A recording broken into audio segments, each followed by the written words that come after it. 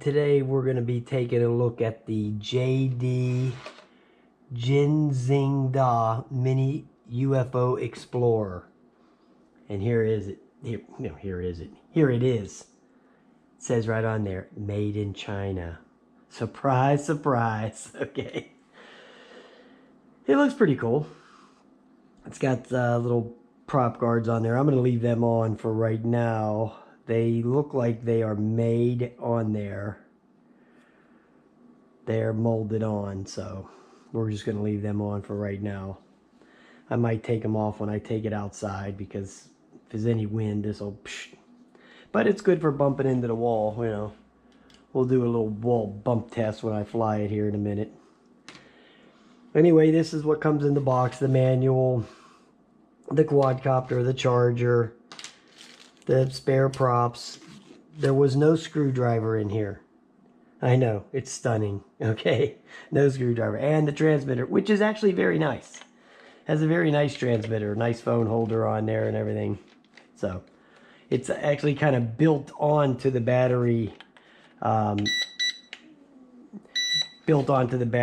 door, the transmitter, the phone holder. So yeah, looks good, man. It's very simple. I have it marked on here to calibrate. Down and to the left, it has the rates and the flips. Headless mode here and start and stop here. So, and it uses a very common app. A lot of older quadcopters use this app. We're going to turn it on now. We'll get it bound up.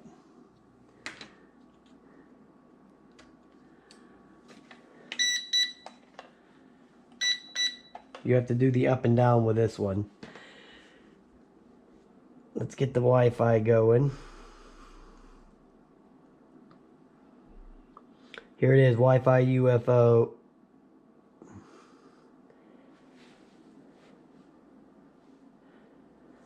So there that goes. And we're right here, Mini Exploration UFO. That's the name of the app. It's a very common app back in the day of quadcopters. A lot of quadcopters use this app. A lot of them. So let's just get it over here and try it out.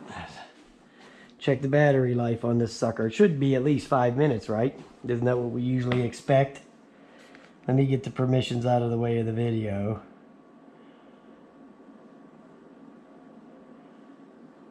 Okay, so we got that. Now we're going to start the video. Alrighty, so there we are. We're started. Let's take off, see what happens. Let me calibrate one more time. Come on back. Okay, we got the second rate going. Whoa, it's one of those, okay? It's one of those.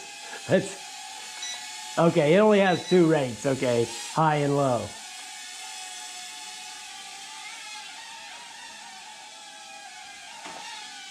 See that? Those guards work good.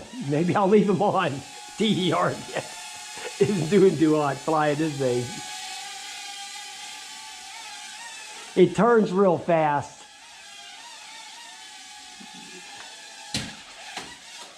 And then you crash. Maybe I can just recover this thing. Yeah, I'm going to try it in the first rate. The turning is extremely quick. Let's try it again. So the prop guards work good.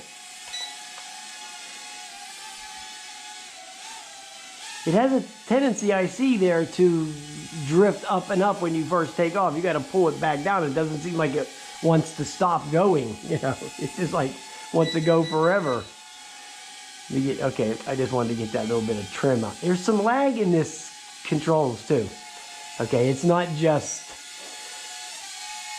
my stupid shitness. There's some lag going on here too.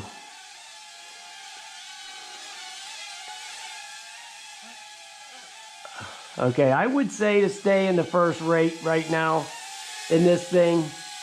for inside, because it has a little bit of lag and it's very fast in the second rate. There's a flip.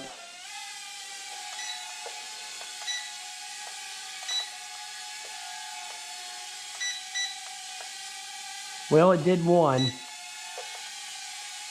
Well, at least I got one flip out of it. Doesn't want to do, it has a little bit of hesitation there when you turn the controls. So that's an issue that it's going to have. It's going to be this lag. You're going to have to figure that into what you're doing here, which makes it hard to do inside. When quadcopters have a lot of lag in the controls, they're hard to fly indoors. They're a lot easier to deal with on the outside. Inside, they're harder.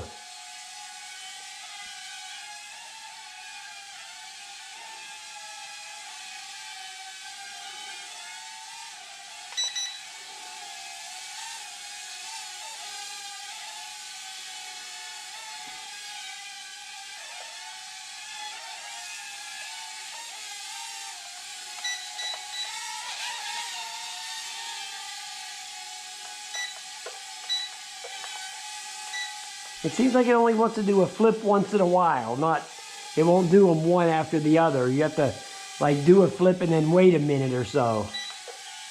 Yeah, so that's kind of weird.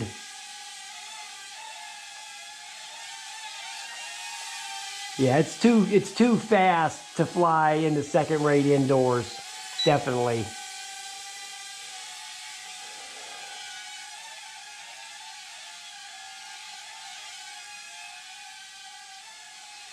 But it seems to be okay.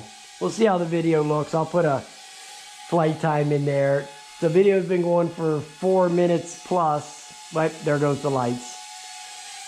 Plus there's got to take out 20 seconds for my little crash.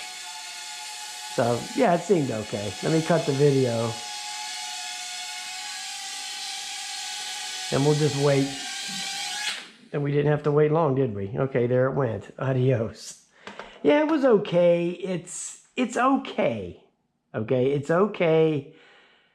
But the lag is in the controls is kind of concerning. It probably won't be so bad when you have a little bit more room.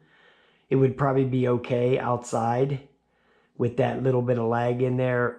But inside it makes it a little bit more difficult to fly. And this is like a bigger type room. If I was in my kitchen or something, you know, it would be a lot more difficult to maneuver this thing. It would be almost impossible to maneuver this inside this little area here. You know, right inside here, this would be very hard to fly. But out here, it's not as bad.